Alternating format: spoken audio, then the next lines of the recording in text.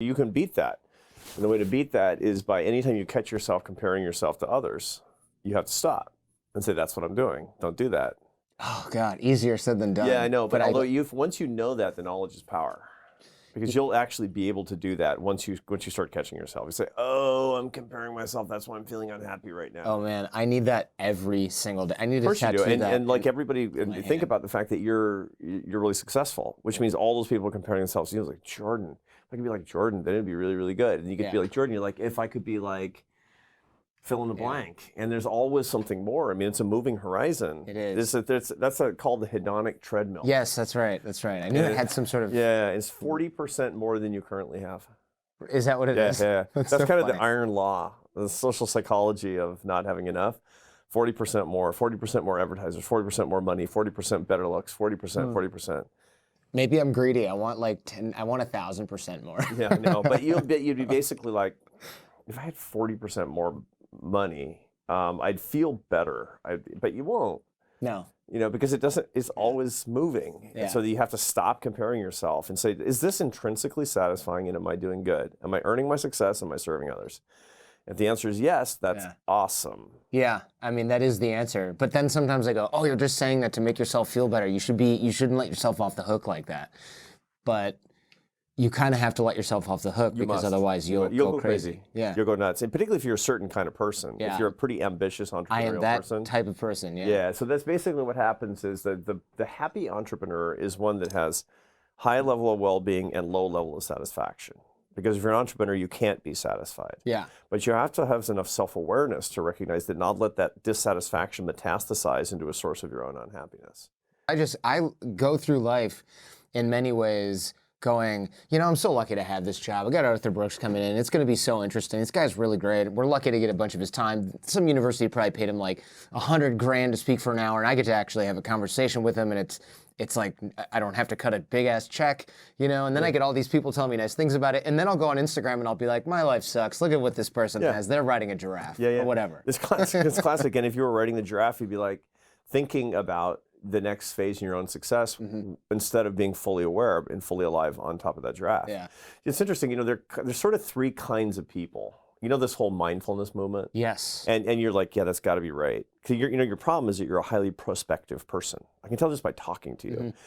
There's the three kinds of people: are prospective, mindful, and retrospective. Okay. Right? There are people who live in the past, people who live in the present, people who live in the future. Oh yeah. All entrepreneurs are prospective. That makes sense. Jordan is prospective. And so that's hard. I mean, the world is built by prospective people. Progress comes, prosperity comes to everybody because of you, because of people like you. But the point is, it's very difficult for you to be fully present and fully and enjoy your life. Yeah. So that's the reason that you're always like, okay, if I could be more mindful, now if everybody were mindful, we'd be living in caves. Yeah, that's true. So this is an interesting thing. It's a conundrum, basically. The success and happiness of the world depends on people who don't discern their own success and can't enjoy their own happiness. Yeah, I know. It's like being.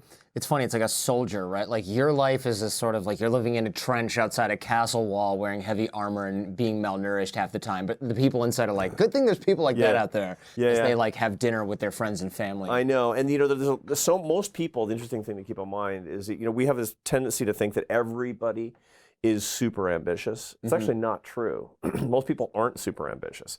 Most people prosper on the basis of living around a few super ambitious people. And that's you. Okay, so then the key thing is how are you going to defend yourself? How are you going to take care of yourself? The self-defense actually has to come in at some point, because otherwise you're just going to sit on the hamster wheel for the rest of your life. Yeah. And so it's one of the things that I do a lot. I work with very, very successful people, not necessarily rich, people who are just done a lot, people of really, really high achievement.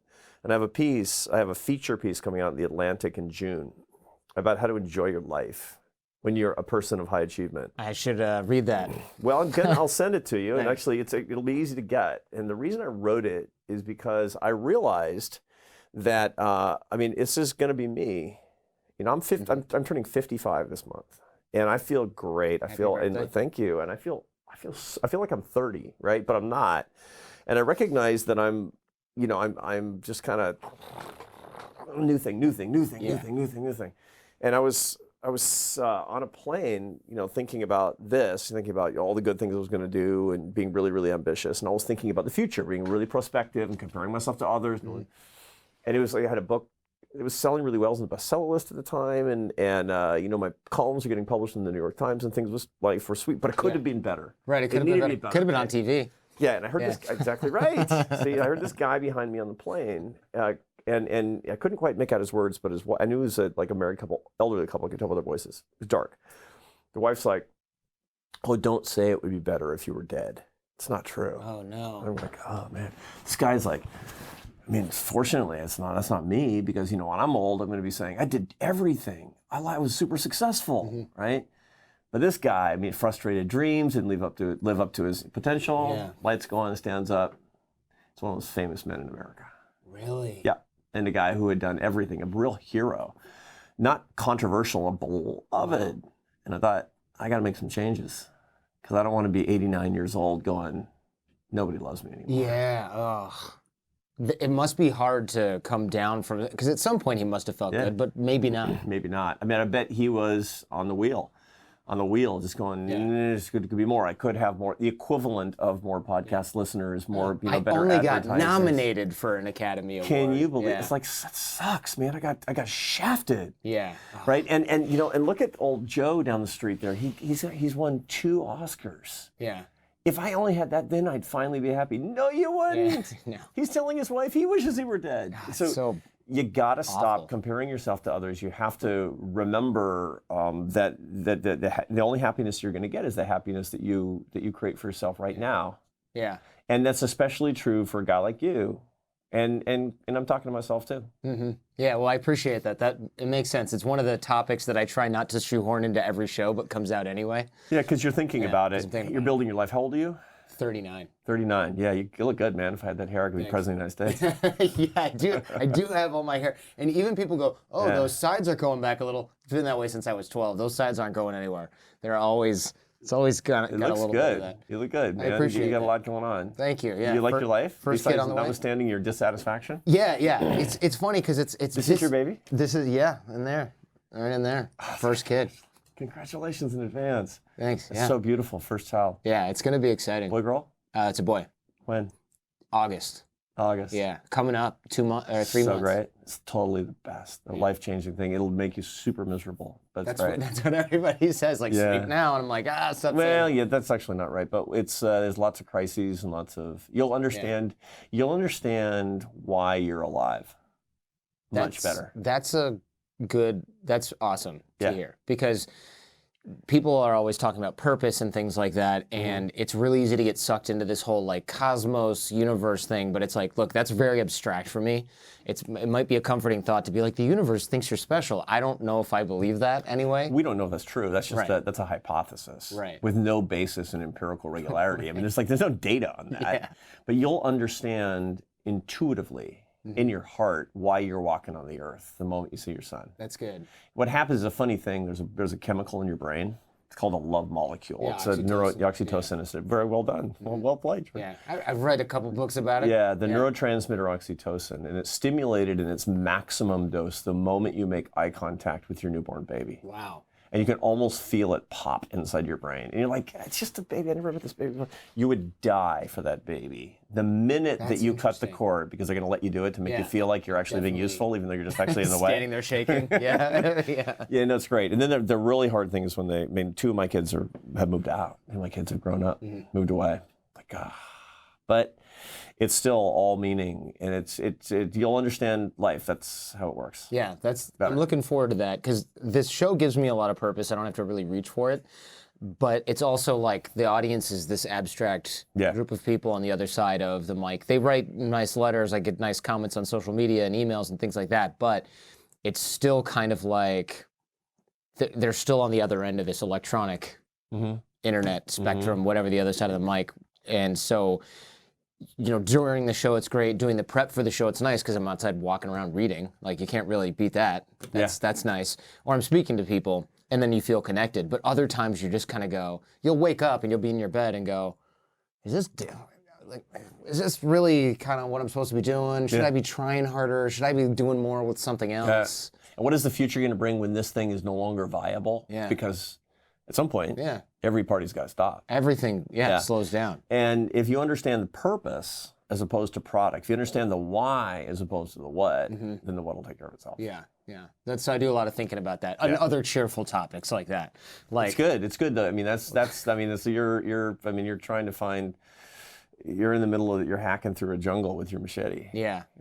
And I try to be patient with myself, especially in this period of time, because the son is on the way. I'm like, okay, don't make any decisions right now. Don't do anything right now. Don't sweat it right now. Because like you said, the second that the kid is born, it's like things will get clarified, and other things I thought were important, probably I'm not even going to think about again. Yeah. And all these other little piddly, little petty things that I have going on, or maybe they're not petty, but the things that I judge as petty in my head, some of them are going to fly away, and others might get circled and underlined. Yeah, you got it. You got it. And then you'll be worried about all kinds of other dumb things. Yeah. But Where should I send my kid? Which $30,000 preschool do I send my kid to in California? The most amazing thing is none of that stuff matters at all. Yeah.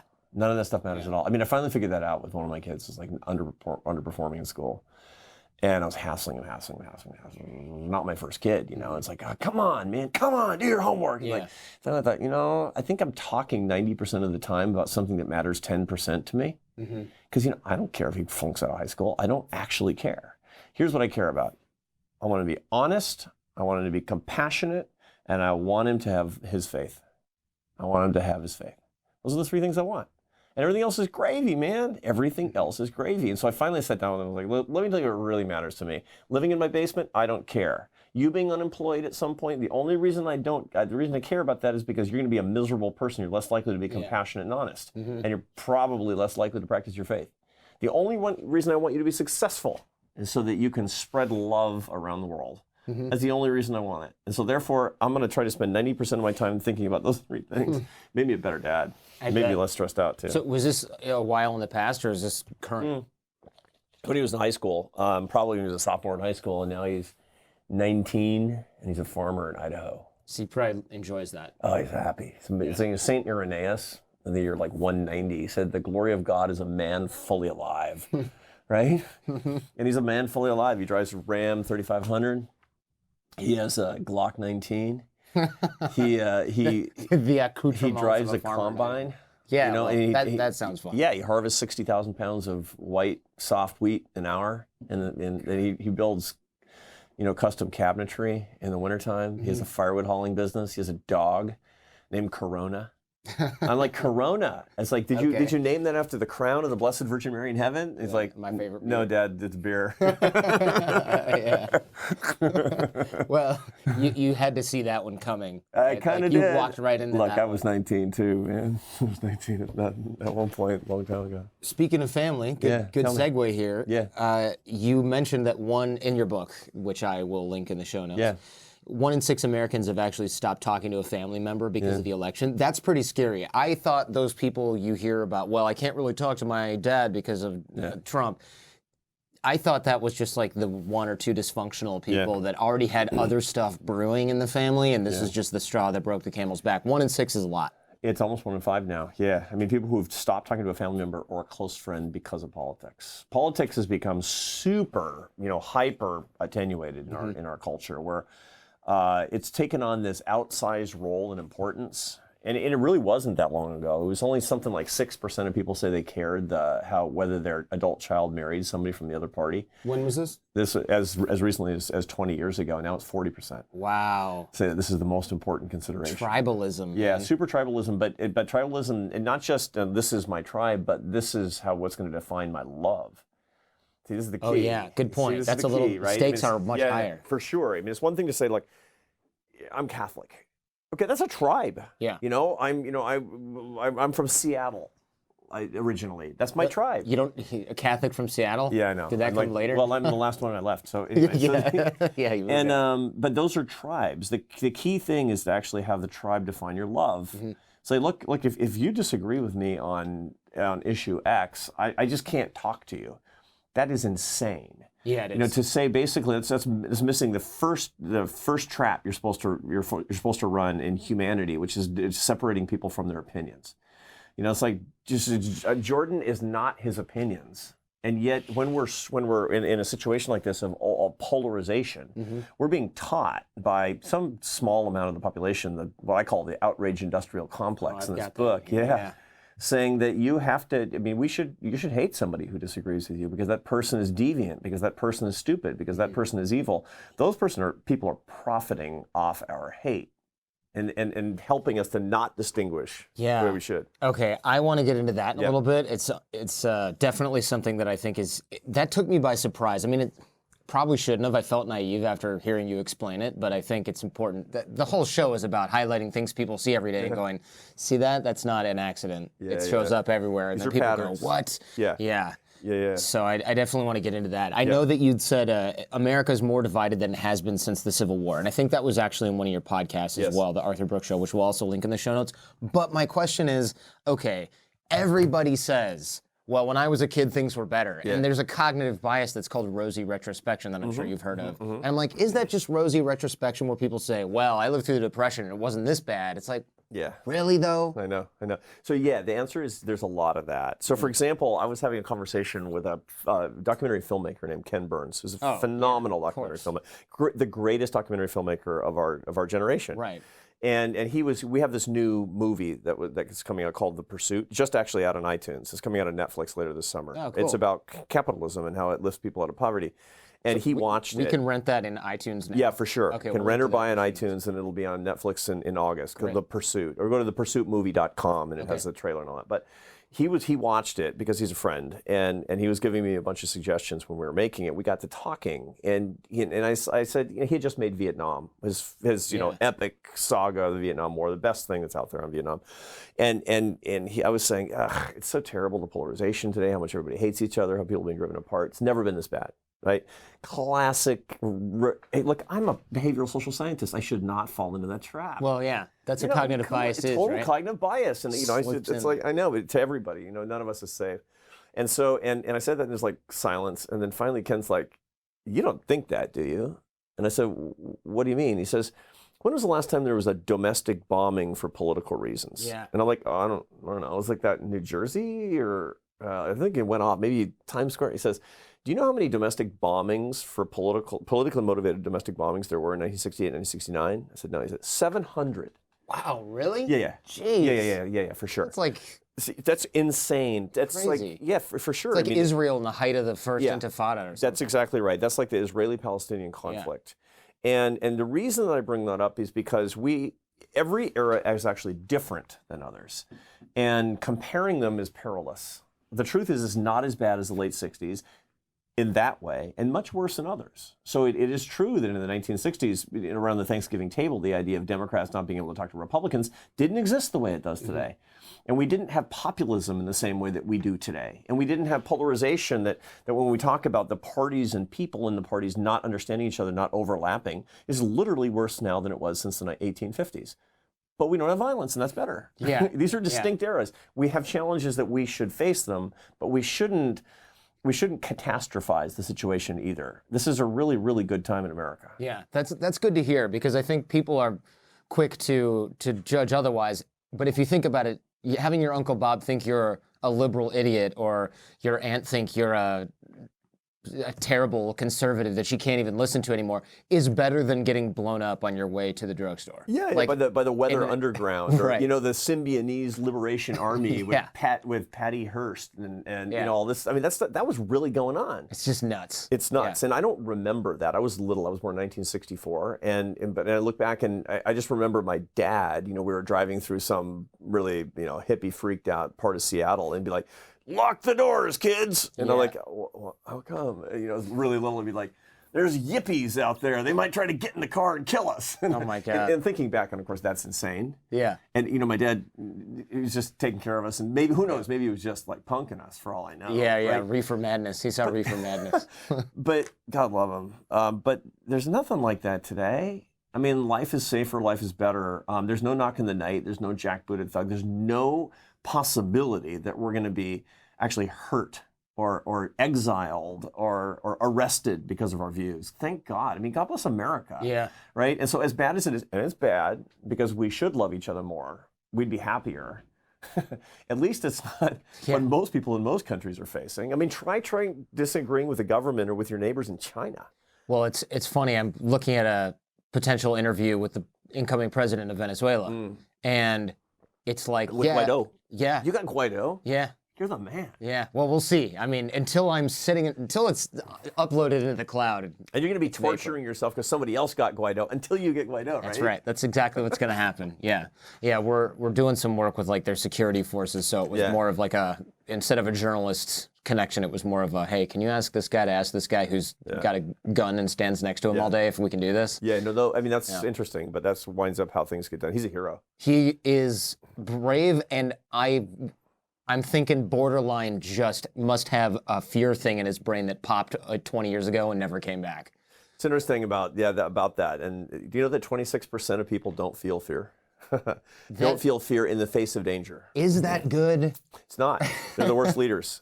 So the best leaders are the other 74% of us who feel fear but act anyway, because that's called courage.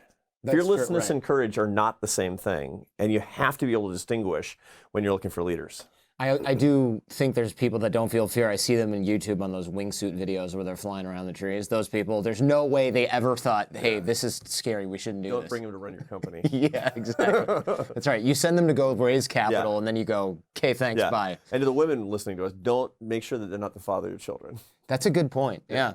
The problem is I think those guys have a distinct advantage when meeting women because they'll walk up to 100 different people and try their luck. Yeah.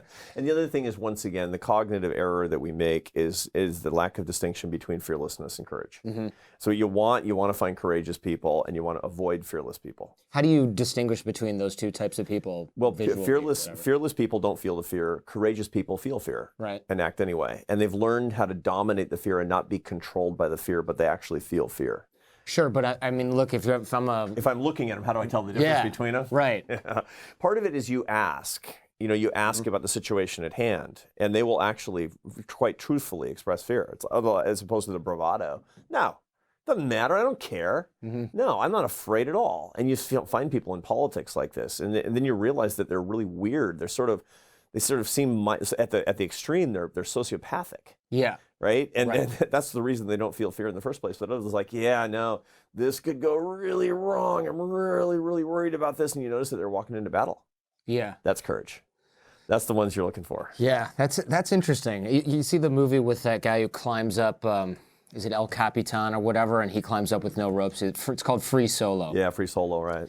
That guy can't feel fear. Well, that's what people were saying, but then I know people that know him, and they're like, yeah, he does feel fear. He just does it anyway. But I think it's got to be just turned down. It's muted. It's so muted that it might be there, and he might have some sort of concept of this is scary, but I don't think he understands that if I looked at that, and even if I was highly skilled, I would look at something like that and I would start, I would shake uncontrollably knowing I'm halfway up this mountain and there's no way down. I think he doesn't seem to have that. It's right. And the guys that I meet that do this the best are the guys who've been in the military.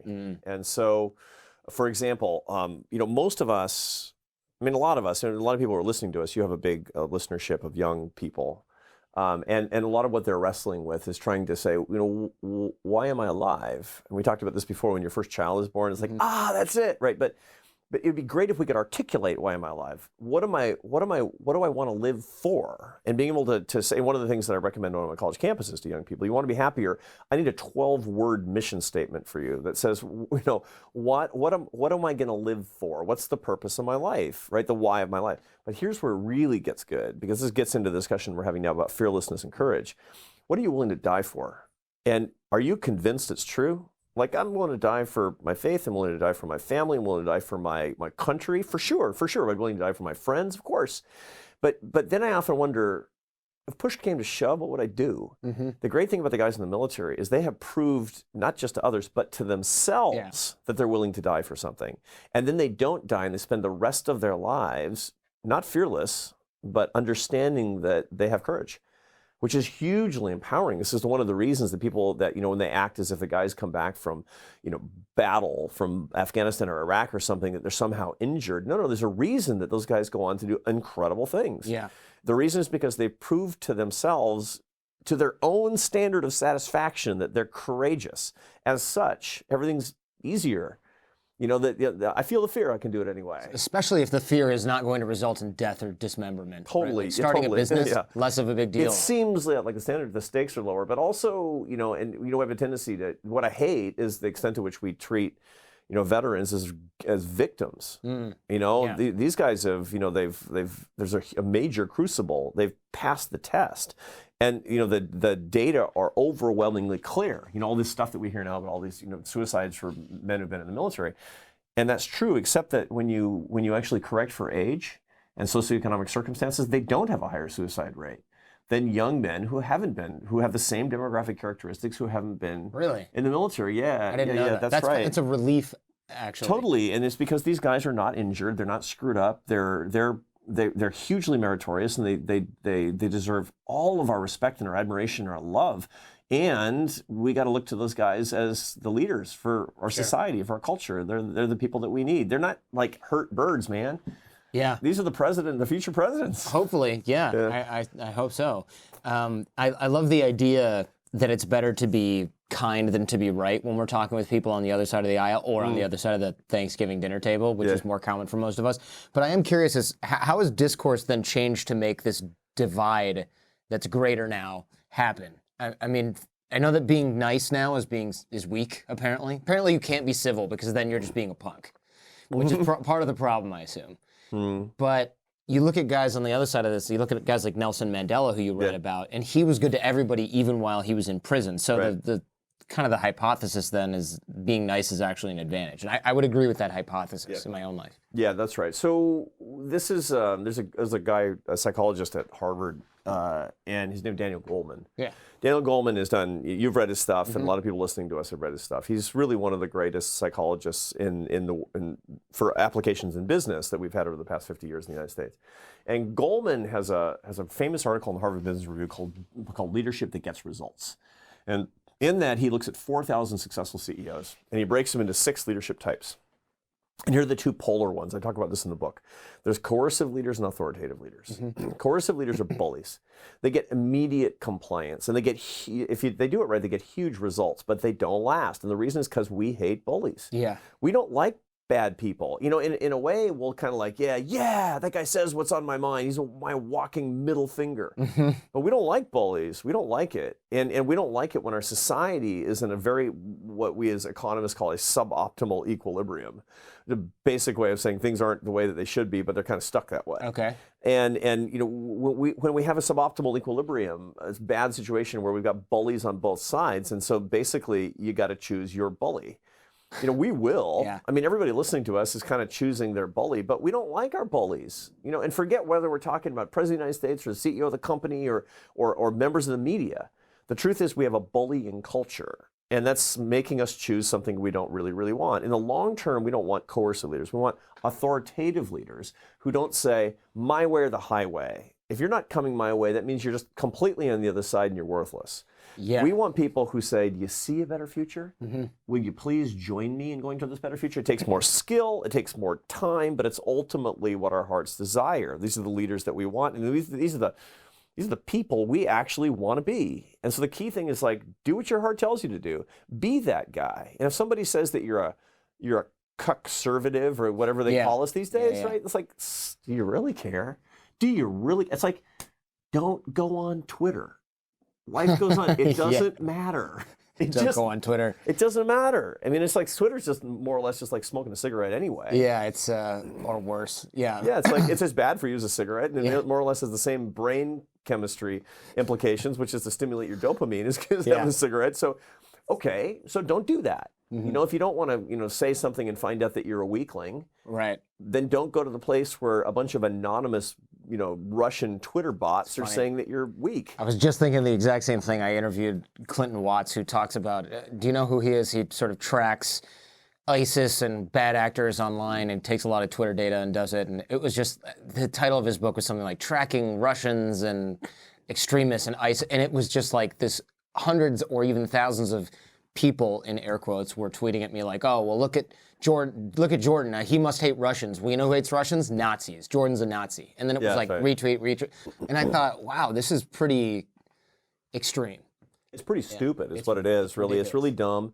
And there's a platform these days. One of the things that I recommend to young people in particular, but especially people who are really entrepreneurial, guys like you, I get the privilege. I mean, it's like, think about it, what great my life is. For the past 45 minutes, I've gotten to give Jordan advice on his life. He's a super successful young guy who's going to master the media universe. And, Arthur Brooks gets to give him some advice because my beat is love and happiness.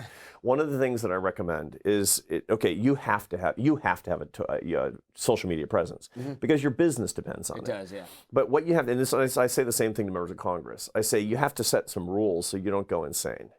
And so you can actually behave in a way that lives up to your own moral standards and the standards that you're going to want to behave in when your son is born.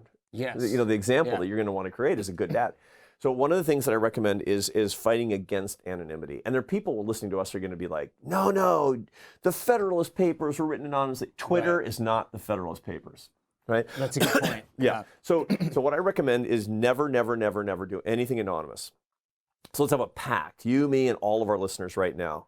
Take all your, and I know you don't have an anonymous Twitter account because that actually doesn't help you professionally. It doesn't, yeah. But a lot of our people listening to us do because they're afraid or they want to have fun, right? So don't be anonymous because doing something anonymously, particularly if you're trying to have fun and you're making somebody else suffer, is immoral.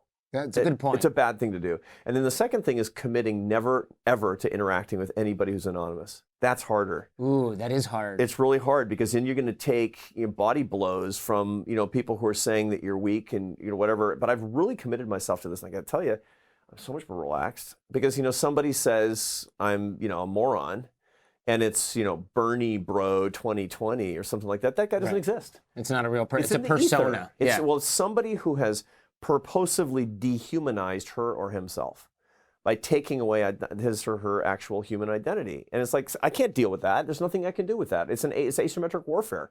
At that point, it's Arthur Brooks versus somebody who doesn't actually have an identity. So I've committed myself never to interacting with anonymous people on social media or in the comment section after my column in the Washington Post or anything. And God, I'm telling you, Jordan, life's better. That makes sense, especially given your niche. I would say 99.9% of what's in my inbox, maybe just 99%, is overwhelmingly positive. Of course, negativity bias makes me look at the one and then go, ugh, but then Jen will go and delete it. And I also sort of just realize that that's the way it's going to be. But there are people that have negative things to say. And I will tell you, when somebody wants to discuss something with me that they disagree, and it's like, Cheryl Sanders, and it's her Instagram. She's like, look, love the show. Really didn't like what you said about this other thing. I'm like, oh, okay, cool. Maybe I'll change my mind. But when somebody writes, you're a cuck, idiot, moron, libtard, F you, and it's a guy with a truck and an Elmo puppet, it's like, this isn't, like you said. Or a frog. Yeah. And you're like, the frog, it's again, here's the weirdest thing. I mean, what's that guy's objective? And it's to poke you, is to make you feel bad as a person. Yeah. It's not to change your mind. Everybody knows, nobody in history has ever been convinced with insults. You can't persuade somebody with hatred. It's impossible to do.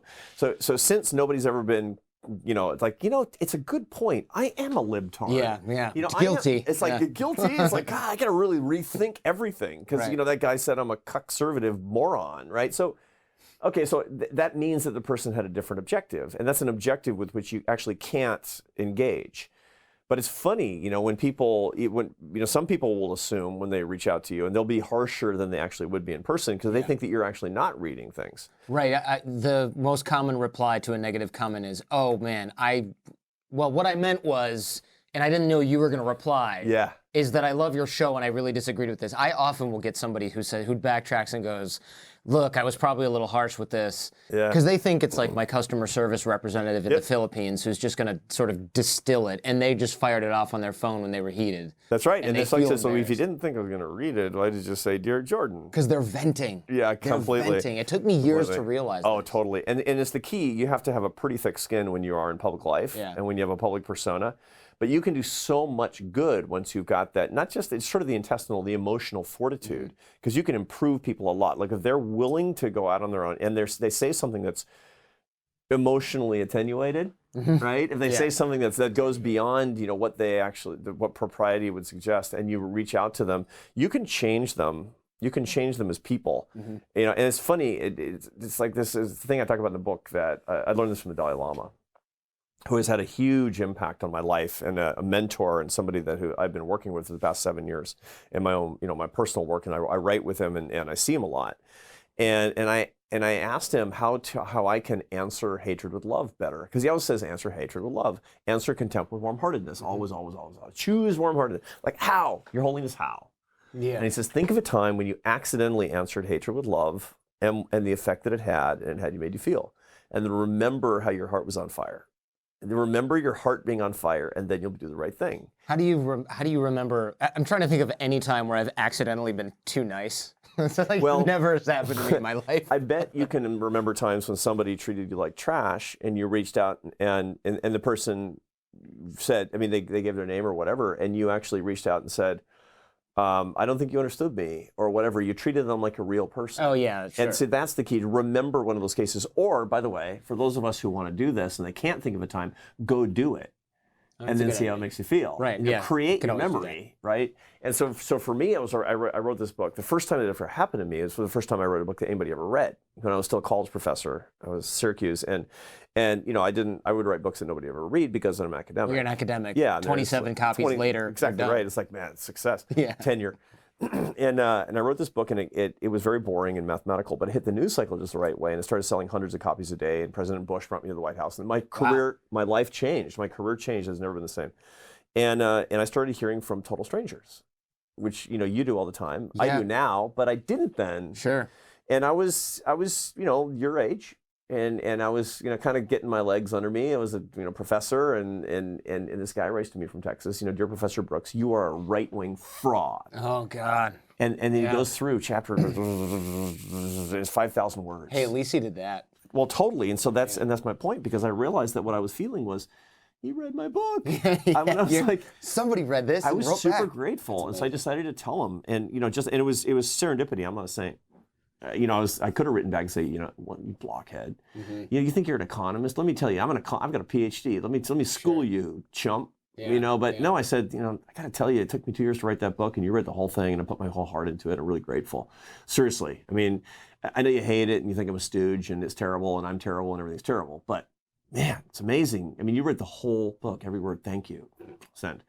And like 15 minutes later, I get an email back from the guy. It's like, dear Professor Brooks, next time you're in Dallas, if you want to get some dinner, give me a call. Yeah.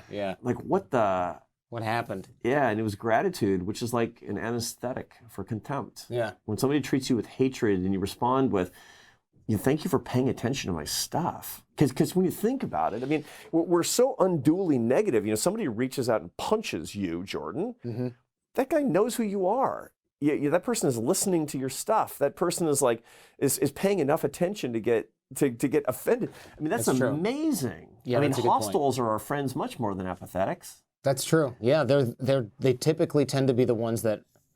There is something to this. The people that write me every week and are rude are often the ones that I have listened to every episode. They're nitpicking little things in each one. And then eventually, some way midway through the year, I just go one step too far and never hear from them again. By one step too far, I mean not paying attention to their peculiar quirks. Yeah. And sometimes they go away. And they quit you. And they quit, yeah. Yeah. But there is something flattering about it. Now, on the other hand, you do have to make sure that you're staying sort of grounded, because otherwise you become like a Milo Yiannopoulos who's like, oh, I'm getting attention from doing this. I'm just going to go that way. Forget everything I was doing over here that made something real. I'm just going to trigger everyone. Well, you're doing something good. I mean, you're doing something you care about. Mm-hmm. You're saying things. I mean, it's actually not cost effective for you to get Juan Guaido. It's hugely time consuming. And be a lost leader, I'll say. Totally. And a lot of people are going to be listening and be like, Juan who? Where's Venezuela? Is that in Canada? Mm-hmm. I mean, I get it. I mean, foreign policy is extremely exotic, but the reason you're doing it is because it's the right thing to do, and it gives you inherent satisfaction. Yeah. If basically your whole product is Jordan, you got a problem. Mm-hmm. And that's what a lot of what's going on in the entertainment industrial complex in America today is people whose whole program is their self-aggrandizement. On the other hand, if you say, look, God has blessed me, I got listeners, I got viewers, I got an audience. Why? There's got to be a reason. Listen to what's the reason for having this, so I can enrich other people, so I can serve other people. This sense of achievement that I'm getting and satisfaction that I'm getting, it's entirely instrumental. It is not intrinsic.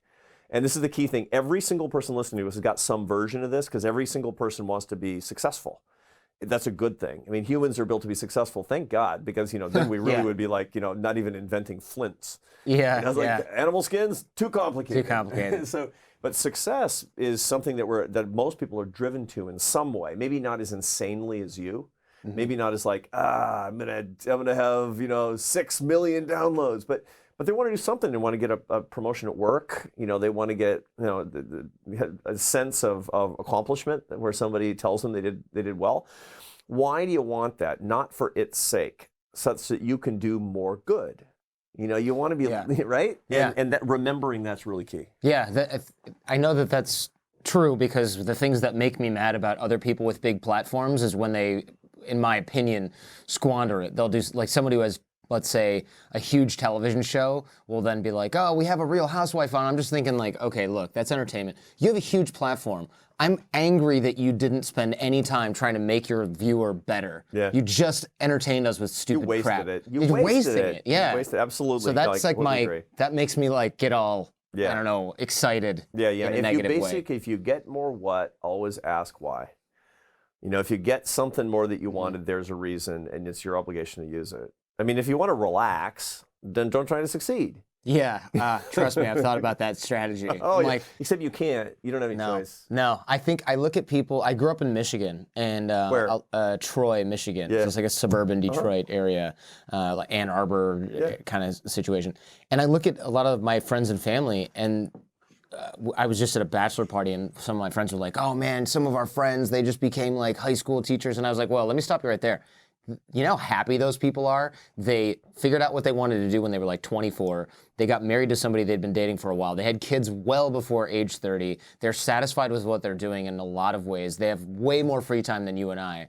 We cannot sit back and judge. We're wired in a way that we're always dissatisfied. They're wired in a way where that is fine. I'm jealous of that on many levels. Yeah. Look, we're made differently. Everybody's made differently. We need people in different roles. And if everybody were like you, the world would melt down. Yeah. And if there weren't anybody like you, there wouldn't be any progress.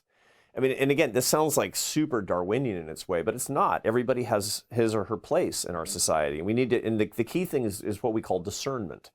Discernment is the process not of figuring out what you're supposed to do, but in meditation, figuring out what you want. Most of the people listening to us are under 30. And one of the key things when I'm talking to people under 30, most of the people listening to us are under 25, I bet you. This? Yeah. No, it's 25 to 35 and 35 to 45 is the second tier. So one of the key things when I'm talking to people, young people, but including 25 to 35, that they don't know is what they want. They actually don't know what they want. And part of the reason is because they've been spending their life avoiding the question, what do I actually want?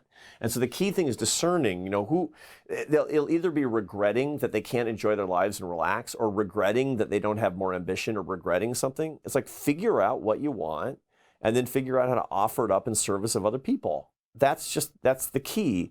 Desire, this discernment of desire and making sure it's right desire, that's the goal.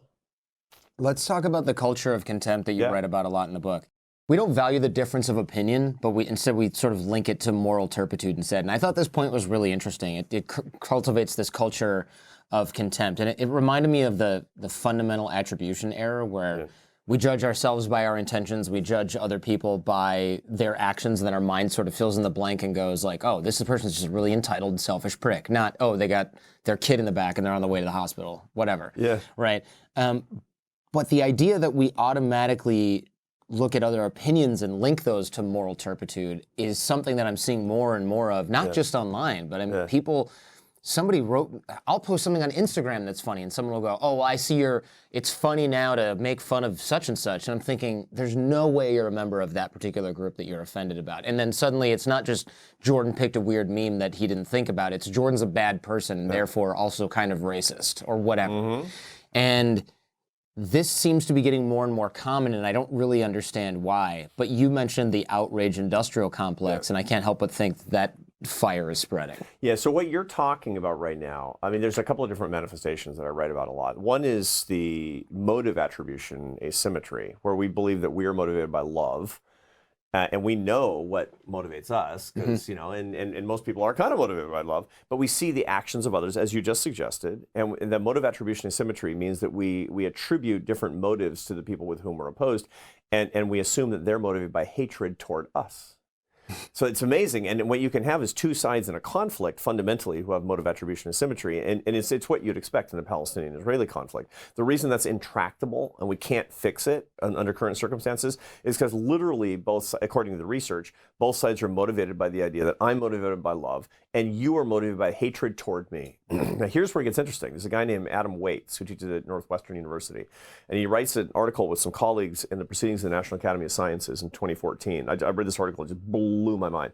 He found that motive attribution asymmetry is as intense today between Democrats and Republicans as it is between Israelis and Palestinians. That's not Which good. is really bad. That means that we can't make progress because we assume that if I'm a Republican and you're a Democrat, that I'm motivated by love for my country and you're motivated by hatred toward me and our country. That's untenable. Yeah, that's now that's based on another cognitive error because you're into this stuff.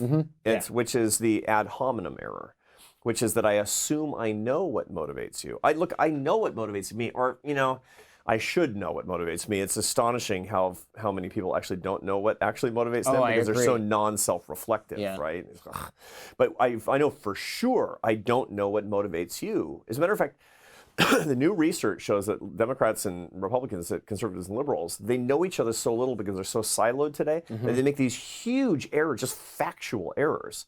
Almost, right? I mean, some of the stuff that I talk about in the... You put in the book, what was it? It was like a huge percentage of Democrats think Republicans are, where is it? $250,000 and above.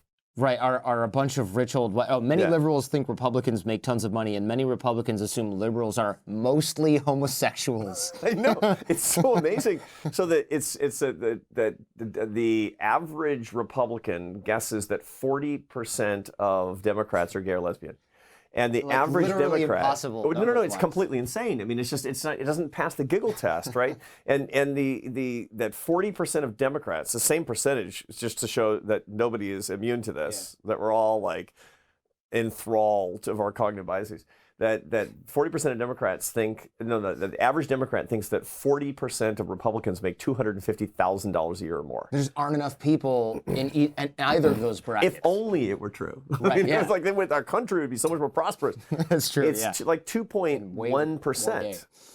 It's like it would be. It's crazy. And so we don't even know those basic facts about each other in this country because we're so siloed and our friend groups are so narrow. How in the heck am I going to know what your motives are? And to make to assume ad hominem, this is what you were saying. It's like Jordan made this joke on Instagram. And so therefore I know what's residing in the depths of his heart. Right. I bet you he bears animus toward some racial group, some wild leap, but that's exactly what we're talking about. Motive attribution asymmetry on the basis of ad hominem. Don't be that guy. Who's doing that. I mean, it's like if somebody you're disagreeing with somebody, you just disagree with them. You don't know what motivates him. Maybe he has hatred for humanity and wants everybody to die. Probably not. Generally not. Yeah. I would actually, if you're going to make an assumption about people's motives, I recommend assuming the best. The person, because life will be easier. It's tricky to do that, but it's a good sort of cognitive drill, and maybe. You'll be way happier. You'll be way, way, way happier. It's amazing to me, since I've been... The reason I wrote this book, Love Your Enemies, by the way, I wrote it because I want to lash myself to the mast. When you write a book and it's a bestseller, it's you can't ever do the thing that you're railing against ever again. Oh yeah, good point. And so basically, I'm thinking to myself, I did all of the work. I did it was a 2-year research project on the advice I wanted to give people and the standards to which I wanted to live up.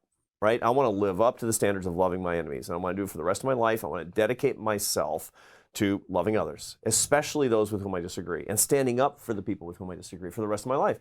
Those are my moral standards. I thought, okay, how am I going to guarantee I'm going to do it? I'm going to write a book, and if it's a bestseller, and then I don't do it, I'm going to be hearing about it. A big poster with your face next to Love Your Enemies, and then someone puts it next to some tweet you're putting it in your mind next to some tweet you're about to send, and you're going, that's not a good look. Yeah, I write like liberals are deviant. Yeah. And then it'll be a quote, Arthur Brooks, circa 2019, and then this is the author of Love Your Enemies. Right. Ironically tweeted yesterday. Yeah, and I have been inconsistent in my life. I mean, people, no matter what people will say, we'll find a quote from 2008 or something, and I don't care about that because we're allowed to change our thinking. And I have, by the way, the reason I wrote Love Your Enemies is because I always haven't lived up to that in the past.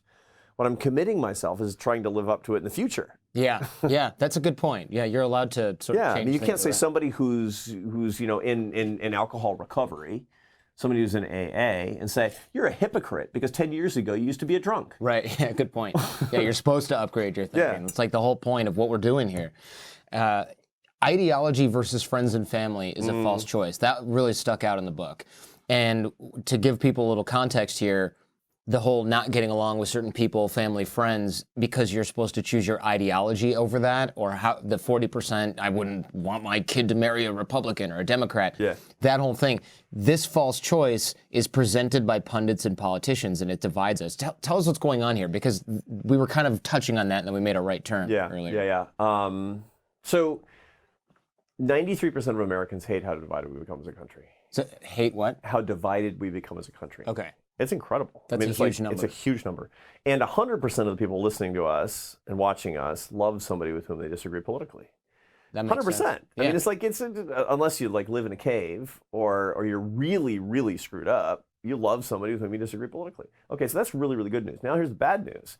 We act in contempt. Most of us act contemptuously toward the people with whom we disagree. Why? And it really comes down to bad leadership from not the 93%. We have bad habits. It's the 7%.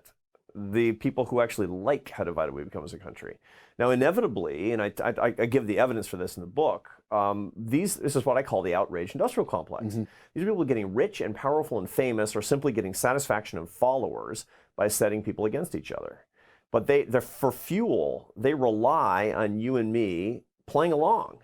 Yeah, okay. So this is the whole, not just trolls, but people who say, look, these people are all insane or dangerous in some way, and we're the voice of reason. Right. You hear, and they'll set up the other side in terms of actual quotes from the craziest person on the other side. And the left and right both do it. And so if you watch a lot of cable TV in the evening, whether you're on the left wing or the right wing, whatever, you'll see people saying, you know what liberals think? I'm going to put up the craziest thing I have heard today and said that's what liberals actually think. Number one, that's ad hominem. But number two, it's like you don't take a 2% cross section and attribute 50% of people's views. That's an irresponsible. It's actually a brainless thing to do. And in so doing, when we put up with that, we're getting fired up, and that person's getting rich.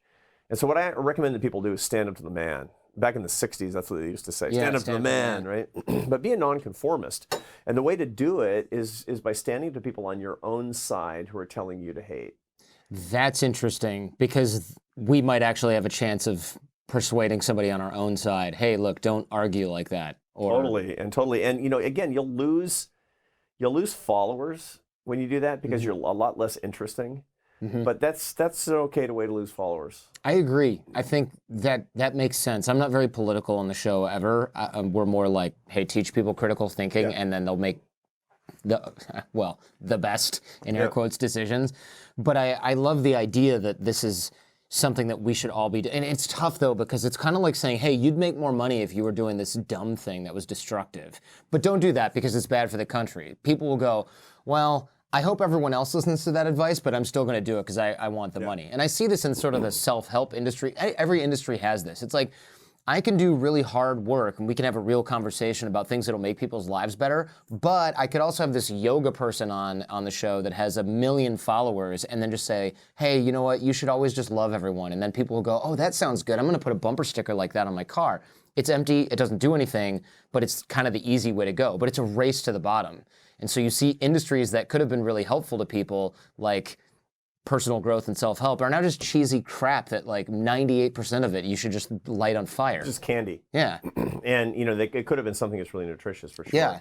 I agree, and we should be able to do more. But so the first part of what you just said is really provocative, because you basically talk about what we call in our business the prisoner's dilemma, where it'd be better if people collaborated, but if one person's collaborating and you're the guy who's defecting, then you're going to do better. And so, so here's the argument that I want to make to everybody's watching us. Yeah, it feels more satisfying to be the one who owns the libs or owns the conservative or whatever. Right? It feels more satisfying to do that and to just vanquish the other side with a well-placed zinger, and by the way, they're virtually always super like unoriginal and lame. but at the moment they feel like when they're tripping off your iPhone.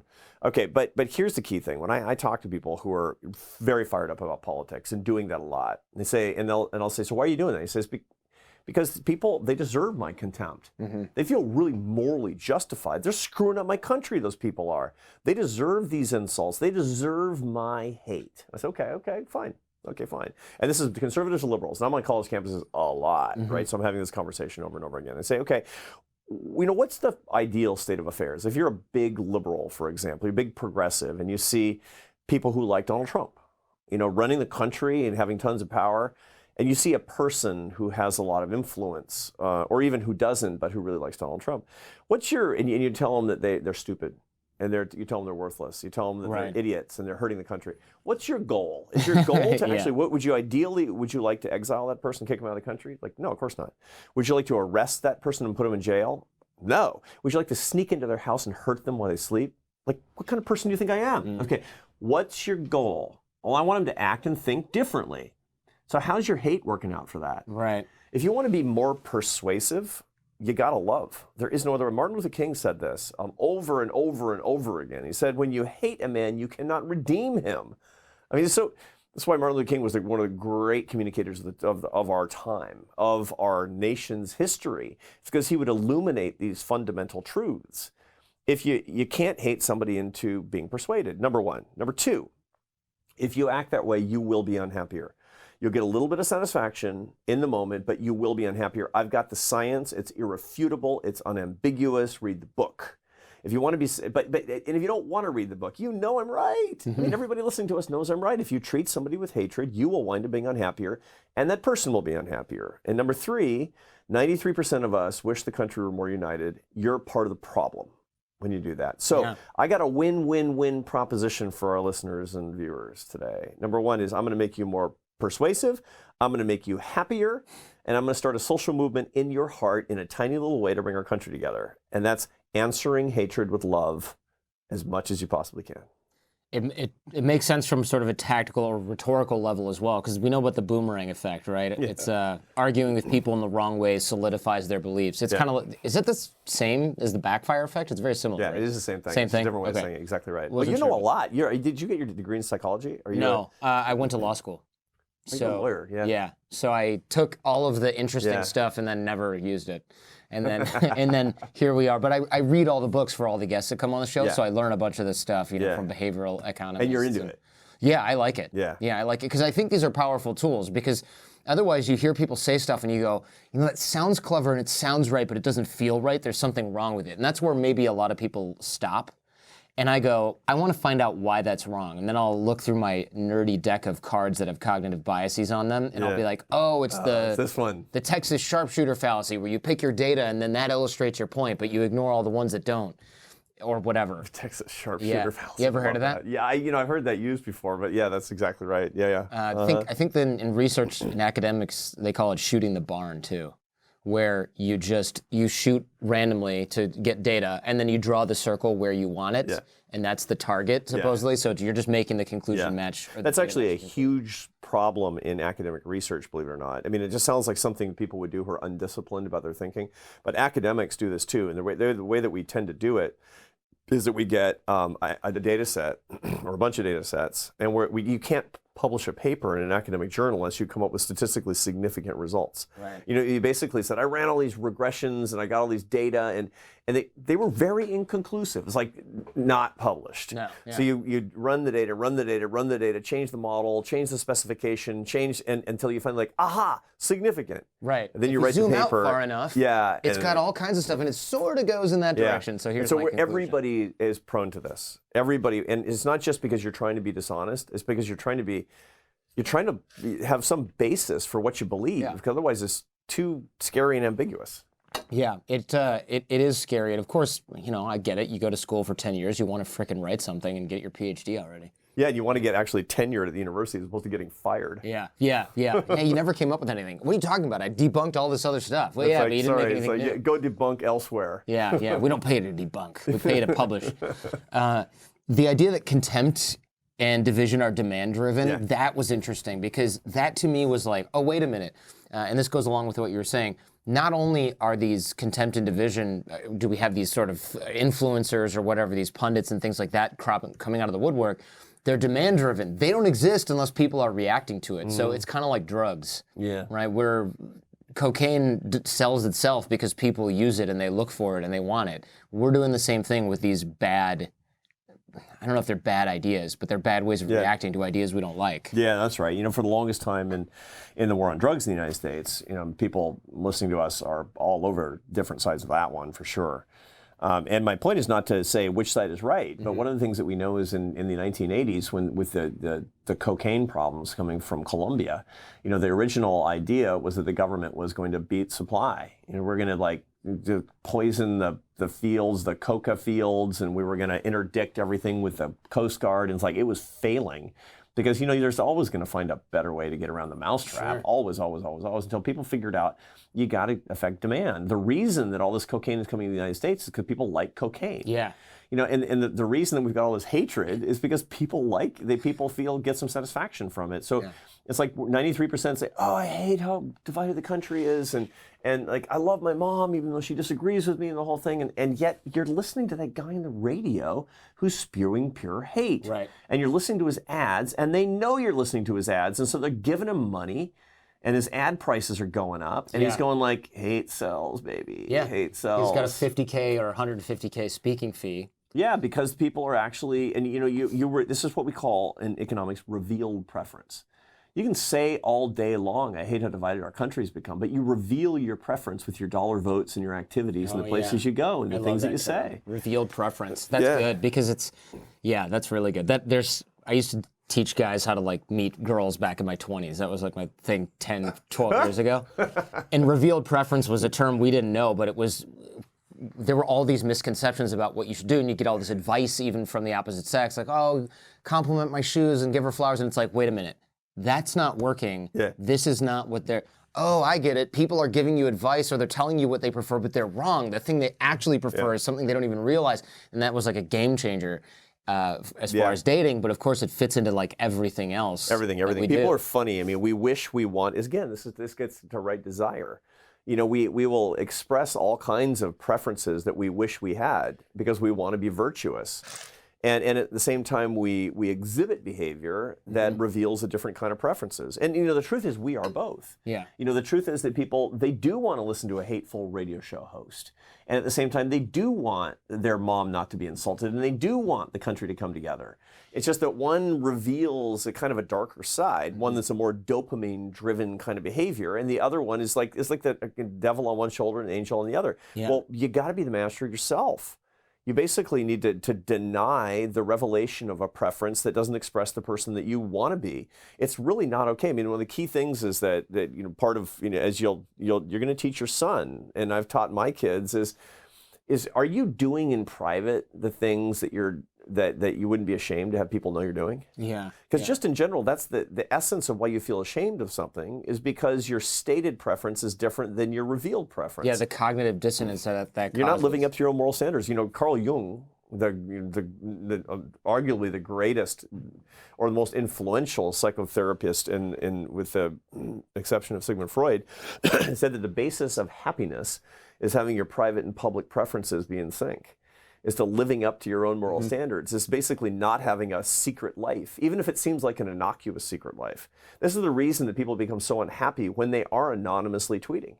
They don't like it. They don't like themselves. They don't like what they're doing, even though they're getting a little tiny bit of satisfaction. So it's like, be in private who you are in public. If you say that I hate how divided we become as a country, then do something about it. Don't be militating against your own preferences. Reveal the man or woman you want to be. We see that contempt is bad for you sort of psychologically, physically, and in the book you go into some of Gottman's research where it's like, look, you're adding stress to your life, you're adding stress to somebody else's life, and you're making the situation worse, and you know that, so you feel bad about it. But in the moment, you're like, ooh, I feel good. This person got all riled up. That's cigarettes. I mean, it's the same problem as anything that gives you a minor stimulus of dopamine. There's nobody who actually says, you know what I really love? I love being addicted to meth. I love being addicted to meth. You know, everybody who's addicted to meth is like, I hate being addicted to meth, but I keep taking it because the short-term stimulation, the short-term satisfaction, basically you discount away what you really, really want. I mean, we are complicated people.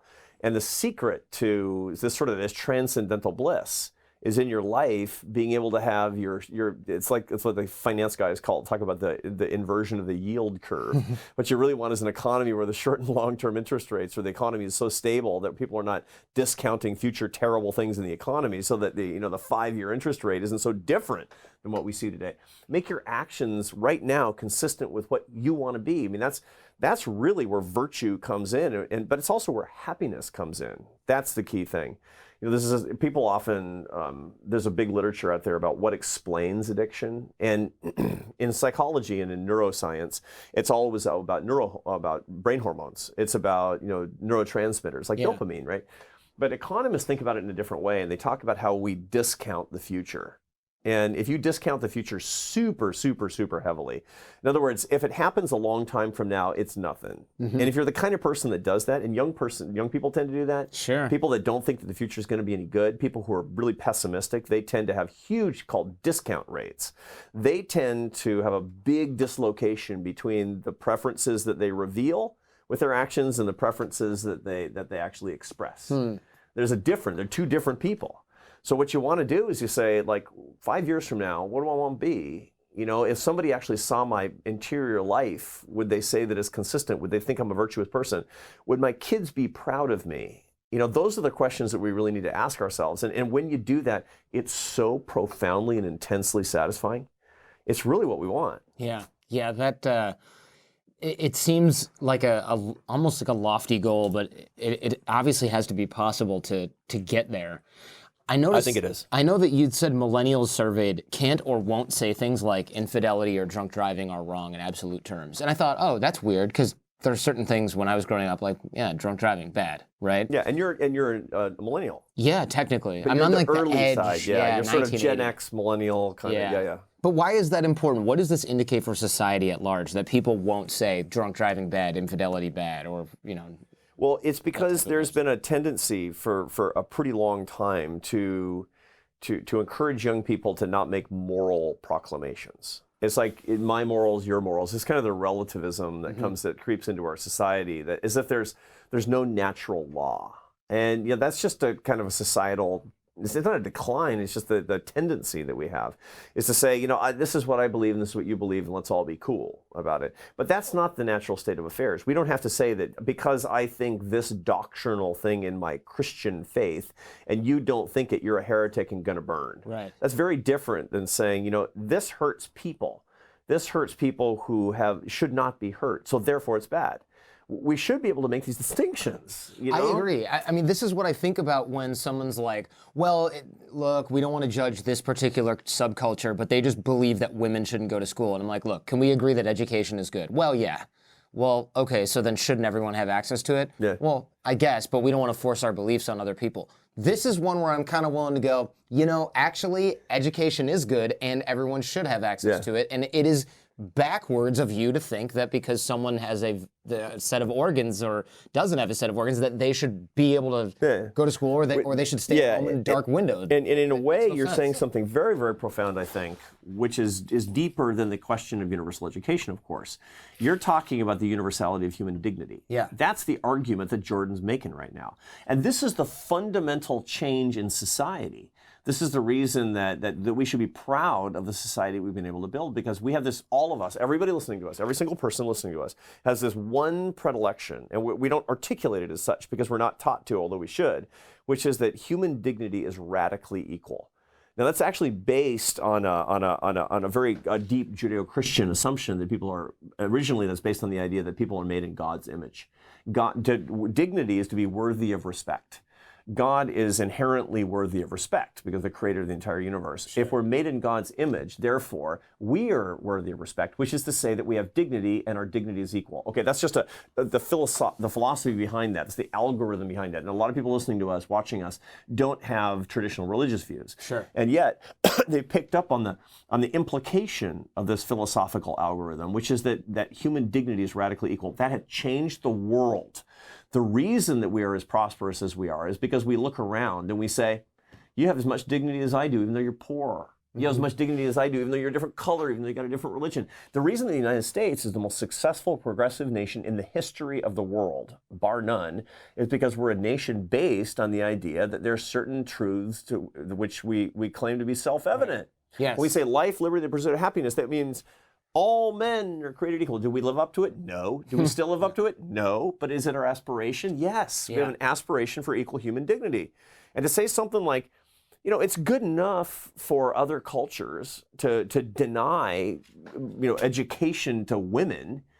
It's my culture, your culture. This is to abdicate the idea that human dignity is actually radically equal. Yeah. I mean, this is our heritage. This is how we've been able to rock the world. It's also the big difference between our culture and what we've been able to do and many other places around the world that don't believe in radically equal human dignity. Yeah. So we have to go to first principles on a lot of this stuff and celebrate some of these truths. There's nobody listening to us, no matter how they think politically, who's going to say, you know what?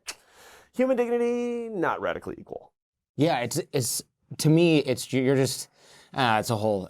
I don't want to go down that road. I think you did it better than I would. I'm just going to get heated about it. I just look at things like that and I go, look, if this makes me, because people will go, well, you're just being a cultural relativist, or this is like almost fascist the way that you talk about this. And I'm thinking, if it's fascist to think that women should be able to go to school even though you hold conservative religious beliefs that say otherwise, then yeah, okay, maybe I'm guilty there, because that's weird to me. And it's un-American, and if you live in America, then that's it's actually the most non-fascist thing. That's kind of where I'm going. Because you basically, it's an argument for equal human dignity. Yeah, maybe we should Google fascism. The definition is basically fascism means everything I don't like. Yeah, that's what fascism means so. in modern Western culture. Yeah, I think you're probably right.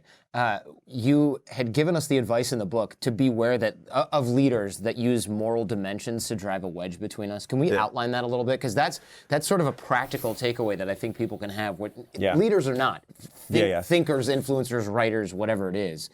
How do we find somebody going, hey, we're just trying to separate this, divide everyone? How do we notice that in real time? So this is based on moral foundations theory, which comes from a friend of mine named Jonathan Haidt. Yeah. You probably had him on the show, He right? was on the show. Great. He's terrific, great fantastic. He's a psychologist who teaches at the business school at NYU, at the Stern School of Business. And he's written, he's actually a visionary. His scholarship is perilous, and he's totally courageous. An amazing guy.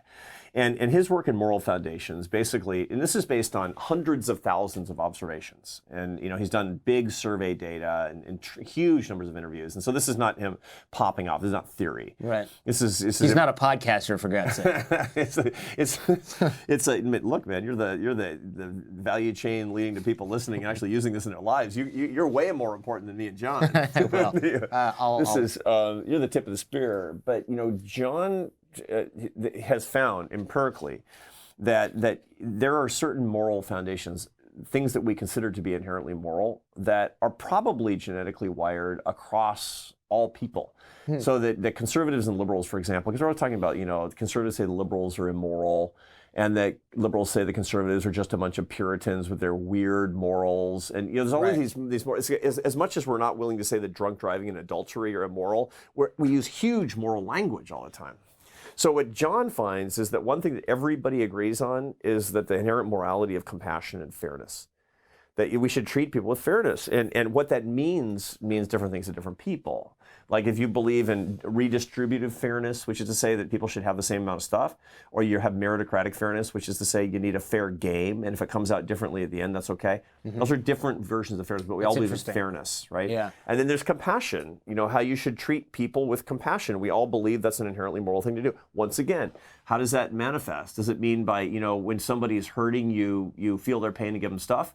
Or is it you hold people to super high standards? I mean, again, compassion is different to different people, That's right? interesting, yeah. Yeah. But the core point is that it's not reasonable for liberals to say that conservatives don't believe in compassion, don't believe in fairness. And it's not reasonable for conservatives to say that liberals don't either. Here's what gets interesting. John finds in his research, and I outline in my book, that there are three dimensions of morality that conservatives and liberals don't share. Conservatives tend to believe in the morality of authority, the morality of loyalty to group, and the morality of purity, particularly in sexual matters. And liberals are much less inclined to believe those things. And he doesn't know, he's agnostic on whether or not that's something genetic.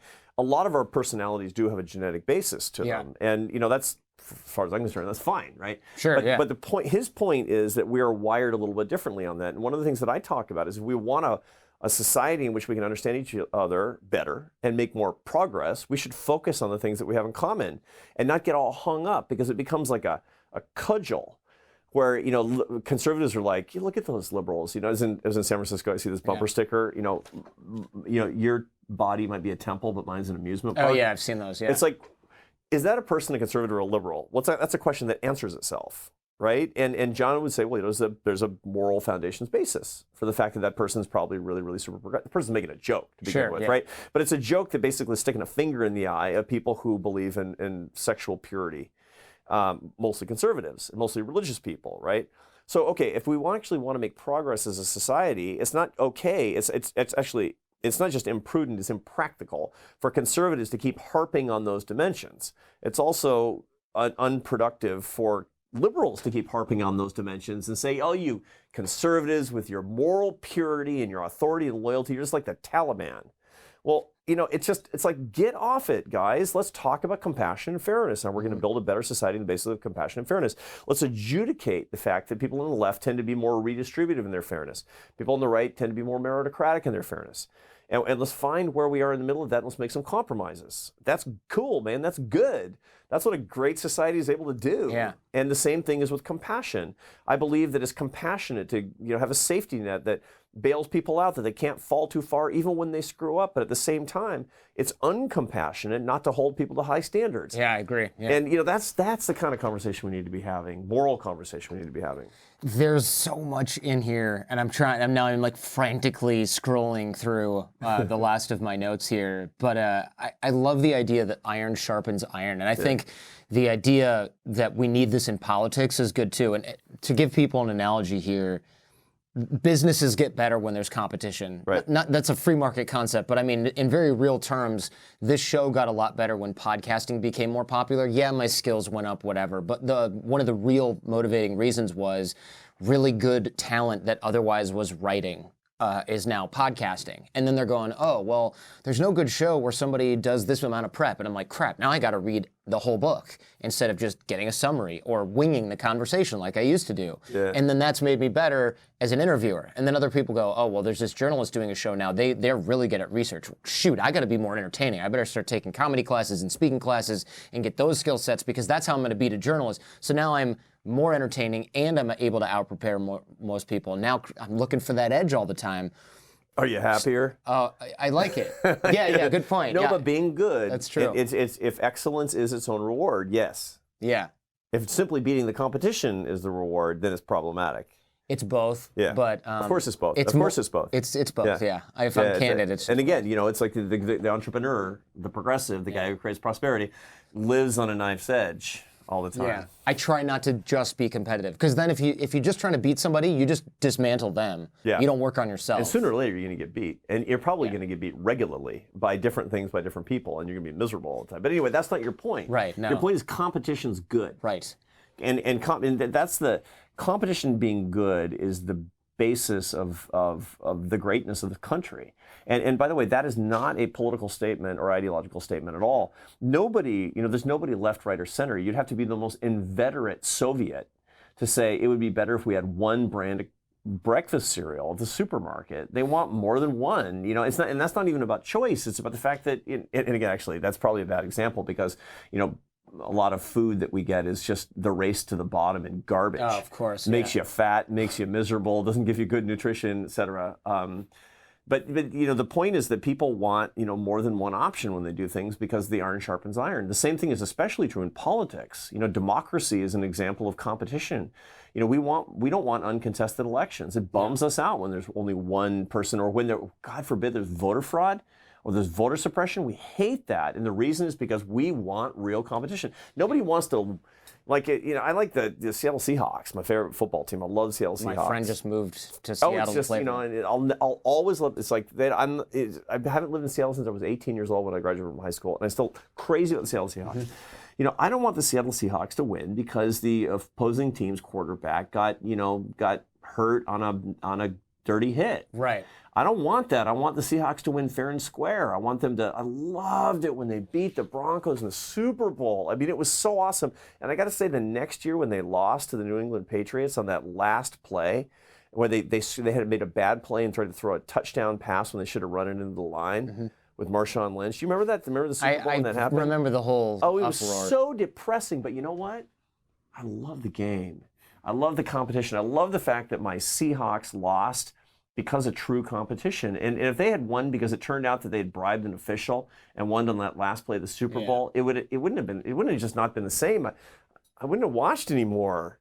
You know, this is how people are, and we need true competition of ideas that we need to make each other better and stronger. But it's not just tolerating competition. It's actually being grateful for competition. And that was your point, which I really liked. It's hard. It's hard to do, man. But you know, when I was at one of the congressional retreats, I was keynoting for the members of Congress a couple years ago, and one of my questions to the audience was, how many of you wish we lived in a one-party state? And it's like 0 hands and 0 hearts, frankly. You know, they don't secretly wish, as much as, you know, Democrats will say that Republicans wish that we lived in a fascist one-party state, and the Republicans say the same thing about Democrats. It's not true. And then I said, okay, so how many of you are grateful that we live in a multi-party democracy? Every hand. Sure. You just told me you're grateful for the Democrats. And these are a bunch of Republicans, right? Does it get a laugh among everyone? Kind of, except that it's like scales fall from their eyes. You know, and when I say that I'm grateful to live in a country where there's no knock in the night because of my opinions, I'm just that I'm grateful that there's more than one opinion. Because if there's not more than one opinion, then it's meaningless that there's no jackbooted thug ready to cart me off to jail. Right? It's not because there's no groupthink. You got to have more than one opinion. And so if you're grateful for that, then you're grateful for the people who don't hold your opinions. Doesn't mean you agree. It doesn't mean you don't want vigorous competition, but you got to be grateful for the fact that there are people who disagree with you living peacefully with you. Yeah, even when it annoys you a little bit. Or a lot. Or a lot. Can we wrap with you have these 5 rules to subvert the culture of contempt. Yeah. I can refresh your memory, although it appears I have 4. So you're on your own for the last one. The first one is identify manipulators and limit their influence. Stand up to the man. You know, this is the key thing. Everybody knows, you know, if I say, okay, get in your head a picture of a person who's you know, telling us to hate each other. The person you're thinking of is somebody with whom you disagree. And so that's wrong. Because, you know, you're not being manipulated by somebody you disagree with. You think that person's a stooge and bad. Get into your head somebody who's telling us to hate the other side on our side. It's your favorite columnist. It's your favorite talk show host. It's your favorite politician. It's your favorite college professor. This is part of the outrage industrial complex. Sorry, Bill. It's you know, this is the kind of, so get into the head somebody you agree with who's saying the other side is stupid and deviant and evil, and turn them off. You got to do it, because you know, otherwise you're rewarding the outrage industrial complex, and you got to start on your own side. It's true. Okay, good. Stand up to people on your own side who trash people on the other side. That kind of we just kind of covered that. Escape the filter bubble. This one we've talked about in previous shows. So filter bubble is dangerous because it's so easy to do that, and the filter bubble refers, of course, to the siloing of your information. And it's very easy to do on social media, because the social media algorithms lend themselves to that. If you start looking at a certain kind of thing on Facebook and you get a lot of your information and news from Facebook, woe be unto you. Facebook is going to get smart and is going to feed you more and more stuff that you like and that you agree with and that outrages you about the deviancy of the other side. Right. It will turn you into an automatonic hater. Yeah. That's the problem with these social media algorithms. It's not a person who's trying to screw you up, but the algorithm will screw you up because they'll be monetizing you. Right. They'll be figuring out how your dopamine is going to make you click on more of their links, and it's going to drive up ad prices. We did a whole show with Jaron Lanier about, and others, who said, look, I've designed some of this, and when you engage because you're angry, we show you more of that. And when you click like on this or share something, we show you more of that. Right. Because that's how we get your impressions, your time on site, et cetera. That's right. And so those algorithms optimize for that. And then it's everyone that you know, because everyone you see agrees with you, and everyone who doesn't, you're just thinking, who are these morons? Who's this moronic 1% that wants to ruin everything? And who is the moronic 50% that doesn't agree with me? They're deviants. And so the key thing to get out of that is not just, number one, don't get your information from social media. It's a mistake to try to get your information and news from social media. And it's a mistake to try to get it from one news source too, by the way, one news network or one newspaper at this point. It's dumb. You know, you're not going to be as smart as you could be. And the other thing that I recommend then is, because one of the problems with social media where you get into a filter bubble is you start getting into a social bubble too. Yeah. If you're good at filtering out all opposing information on the internet, you're going to be really good at filtering out other people that you disagree with. And you find that people are tending more and more and more to only have friends who agree with them, to only go places where they agree. They're, the kids who are really super social left-wing activists in high school, they'll go to these liberal arts colleges that are most fired up in social justice.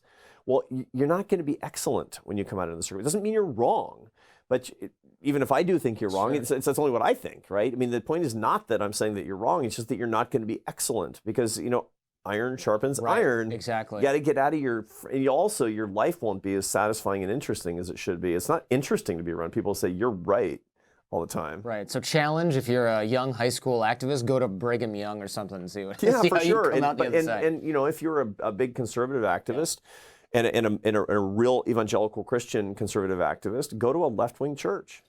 Oh yeah. Oh, interesting. Try it. Yeah, absolutely. Last but not least, how can I avoid contempt if I view the other side as just immoral? Right? I mean, I get all that's good, fine and good. Thanks, Arthur. Thanks, Jordan. But look, the other side, they're just real pieces of crap. Yeah, what am I supposed to do? You're wrong. The answer is you're wrong. Right. I mean, people are not their views. It's perfectly fine for you to say, Brooks, your ideas are immoral. Mm-hmm. But you can't say, Brooks, because of your ideas, you are immoral. That's a cognitive leap, and it's been foisted upon us by the outrage industrial complex. It's made us into lesser people by basically saying you are the sum of your views. That's insane. If anything, you're the sum of your actions. But the sum of, of partially formed ideologies and stuff that you've read and things that you might have accidentally said. I mean, come on, man. I have to be able, and I can't put one foot in front of the other and live a happy, satisfying, and moral life by saying that Jordan is nothing more than what he thinks. I have to be able to separate you from what you think, because what you think might be contemptible to me, but you should never be contemptible to me. You're my brother. You're my brother, man, and we're sons of the same Father, in my view. And that's my religious view, but it's a sort of a philosophically consistent view with the way that we should see each other. Yeah, it doesn't really hurt you to look at people like that, even if you're a complete atheist. It's kind of nice to think, look. Yeah, so just because you say, you should be able to look at every other person and say, you're my brother or sister. Mm-hmm. And you'll be a happier person, you'll be a more effective person, you'll be a more persuasive person, you'll be a more persuadable person. You'll bring people together. Win, win, win, win, win. You win. You fulfilled your promise today. Thank you very much. Thank you, Jordan. Appreciate it a lot.